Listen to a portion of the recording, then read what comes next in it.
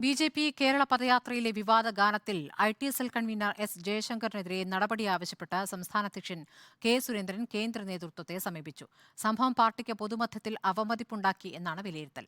അബദ്ധം പറ്റിയതാണെന്ന ജയശങ്കറിന്റെ വിശദീകരണം സംസ്ഥാന നേതൃത്വം തള്ളി.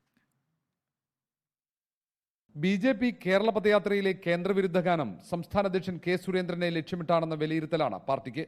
ഈ സാഹചര്യത്തിലാണ് ഐ.ടി സെൽ കൺവീനർ എസ് ജയശങ്കറിനെതിരെ സുരേന്ദ്രൻ കേന്ദ്ര നേതൃത്വത്തെ സമീപിച്ചത്. ജയശങ്കറിനെ പദവിയിൽ നിന്നും മാറ്റണമെന്നാണ് ആവശ്യം. സംഘടനാ ചുമതലയുള്ള ജനറൽ സെക്രട്ടറി ബി.എൽ. സന്തോഷിന് കത്ത് നൽകിയിരിക്കുകയാണ് സുരേന്ദ്രൻ. ഗാനവും പോസ്റ്ററിലെ ജാതി വിവേചനവും പാർട്ടിക്ക് അവമതിപ്പുണ്ടാക്കിയിട്ടുണ്ട്. ഇത് ബോധപൂർവമാണെന്നും സുരേന്ദ്രൻ പക്ഷം ആരോപിക്കുന്നു. ജയശങ്കർ സുരേന്ദ്രനെതിരെ നടത്തിയ ഗൂഢാലോചനയുടെ ചില ദൃശ്യങ്ങൾ നേതൃത്വത്തിന് ലഭിച്ചിട്ടുണ്ടെന്നാണ് സൂചന. അതേസമയം ജയശങ്കറിന്റെ വിശദീകരണം സംസ്ഥാന നേതൃത്വം തള്ളി. കേന്ദ്രവിരുദ്ധ ഗാനം ലൈവ് ടെലികാസ്റ്റിൽ ഉൾപ്പെടുത്തിയത് കയ്യബദ്ധം എന്നാണ് വിശദീകരണം. അഴിമതിക്ക് പേരുകേട്ട കേന്ദ്രഭരണം തച്ചുടക്കാൻ അണിനിരക്കൂ കൂട്ടരെ എന്ന ഗാനമാണ് ലൈവ് ടെലികാസ്റ്റിൽ മുഴങ്ങിയത്. പദയാത്ര പൊന്നാനിയിൽ എത്തിയപ്പോഴാണ് സംഭവം. റിപ്പോർട്ടർ, തിരുവനന്തപുരം.